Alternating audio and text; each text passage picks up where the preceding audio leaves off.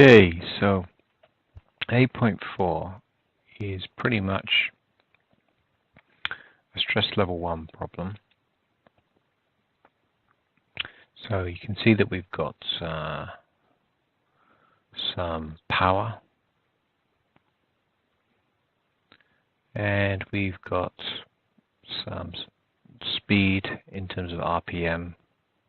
So we're going to use power times by angular velocity. So power equals torque times angular velocity, and because we're using RPM, we'll change our angular velocity into RPM. So I'll let N equal RPM.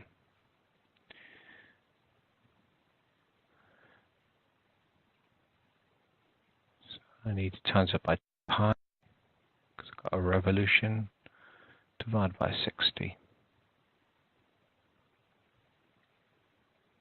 Okay.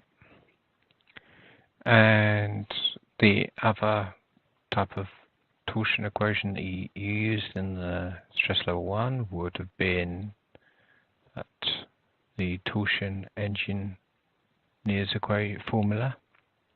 So the torque divided by the polar second moment of area equals the shear stress divided by the radius location,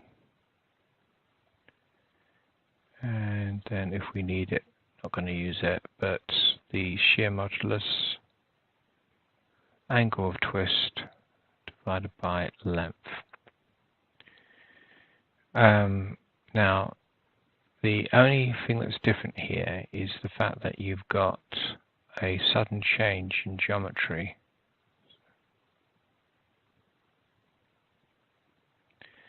So what you would normally do to find the maximum shear stress would be looking for the stress that we would imagine occurring here.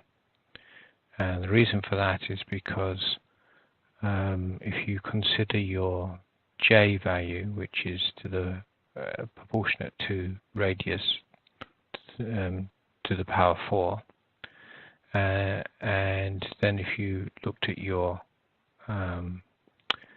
radius here, you take this over to this left hand side, you can see that your shear stress is then becoming dependent on something that's inversely proportionate to the radius to the power 3. So the smaller that you make your cross section, the higher your shear stress is going to be.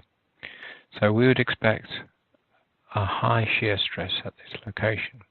You can draw things called shear stress lines, and they look very much like sort of laminar flow. What happens is that you'll find that they get very squashed around this corner. So the stress that you would be predicting in this sort of middle section gets heightened, and it becomes much higher around this location by a certain factor. The factor is usually given a K, in this case it's a torsion term. We're going to look at your tutorial sheet in a minute. You'll see that we've got a graph. We're going to use these, and these K values vary from about 1.1 up to tops about 10. Typically, you would expect values of about I don't know, high sort of 1 numbers, so 1.8 or 1.5, those sort of things typically. So where is this going to affect things? Well, it's going to affect things in terms of modify your shear stress here. So the shear stress that you want to occur, it needs to be lower than being predicted if there was no sudden change in geometry. What we do is treat this just as if it's a level 1 problem and ignore this for the moment. So we can find the torque.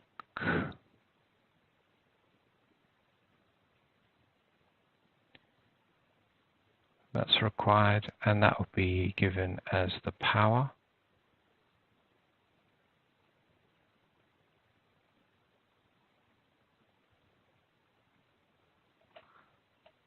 It's not responding great.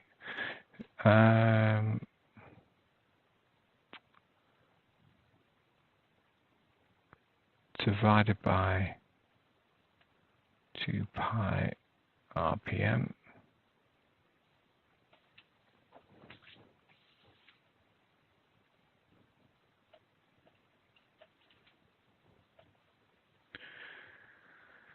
So that's 30 power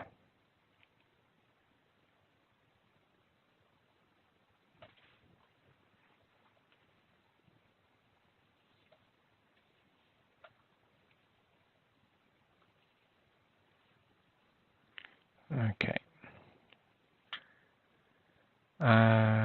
Right, so that'll give me my torque. My J, I'm going to use the formula pi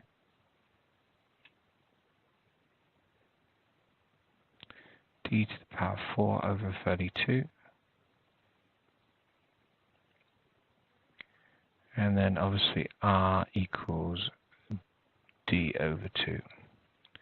So we could find the shear that we expect to occur in the smaller shaft.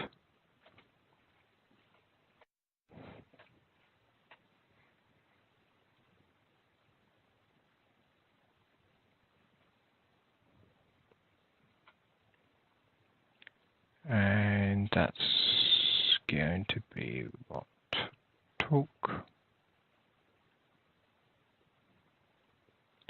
JR. So 30 power pi n times by 1 over j, which will be 32 pi d to the power 4 times by d over 2. So let's bring all my numbers together. 30 times 32 divided by 2. So 480 times the power divided by pi squared n d to the power 3. So what's the shear that we're going to get? So 440 times by a power of 40,000 divided by pi squared and 720 RPM times by 45 millimeters to the power 3.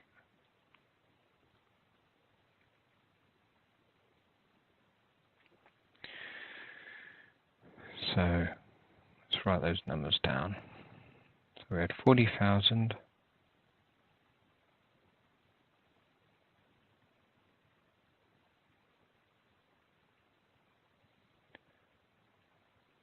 720 there, 45 times 10 to the minus 3 to the power 3, and that gives you an answer of 29.65 megapascals.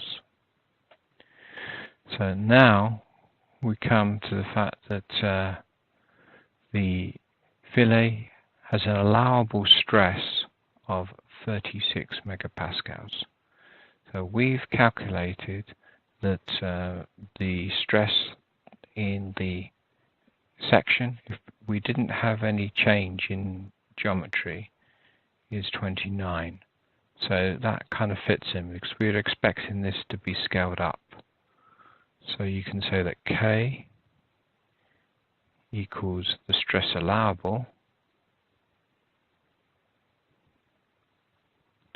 divided by the stress, I don't know what you'd call it, stress in terms of no geometry correction, I suppose. So let's put stress calc. So that gives me 36.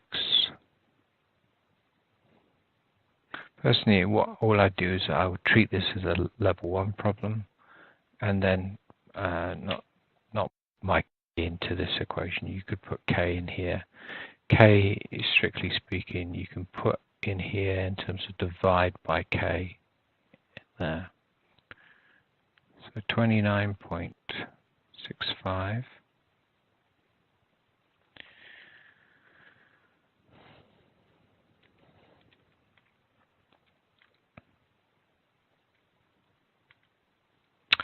And that gives me 1.21. So then you've got these things which you'll usually look up in sort of like a blue handbook. So Arnold's given us an excerpt.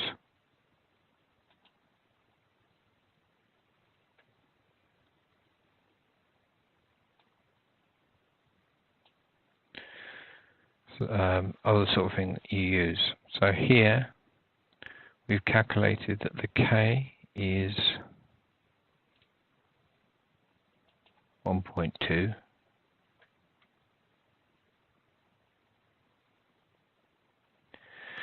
And we can see on this graph, what does it require? So it requires the Philly radius.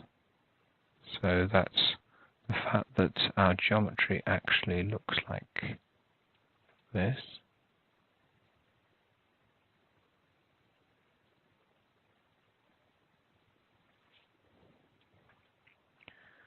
So we've got a radius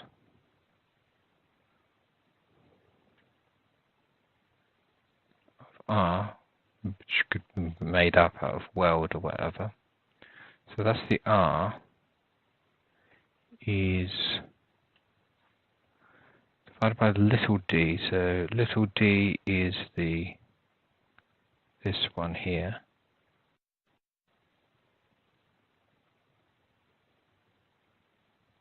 Like that. Okay, and that's your big D.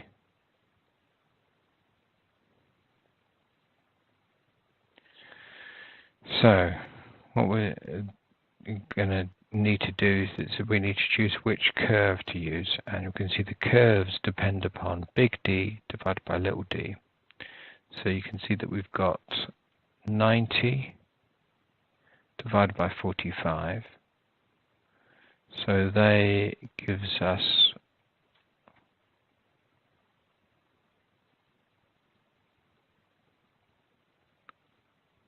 90 divided by 45 gives us 2.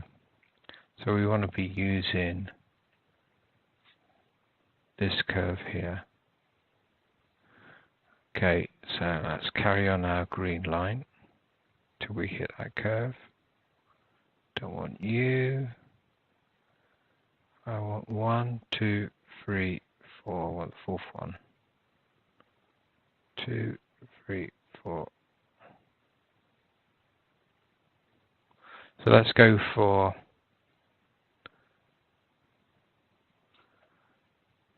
uh, 0.24 equals R divided by little d. So the fillet radius that you need is 0.24, and we could use, let's look which way around it works. So we could use a lower concentration, so we could have a higher. So this is our failure radius, if you like,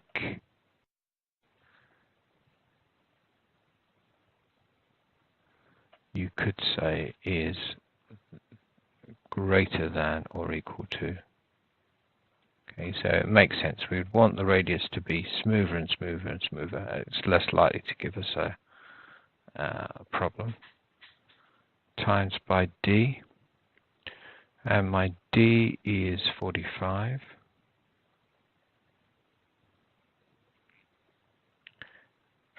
Just need to be a bit careful here. So yeah, so failure radius, yeah, not confusing up diameters and whatnot. That's fine. Times by 45. What's that give me? Bum. You probably can't see any of this.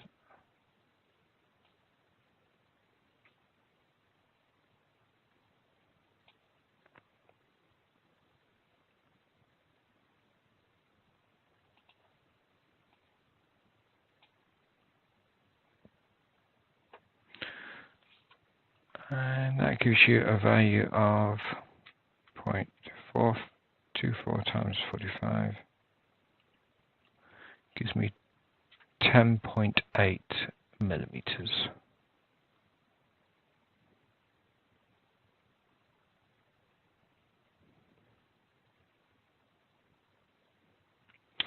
Okay.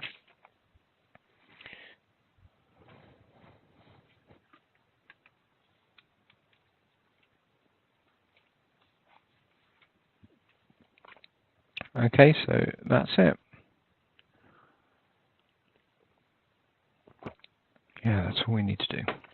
So essentially speaking, this is just a level 1 problem, but you're tacking on this little fudge factor calculation at the end here.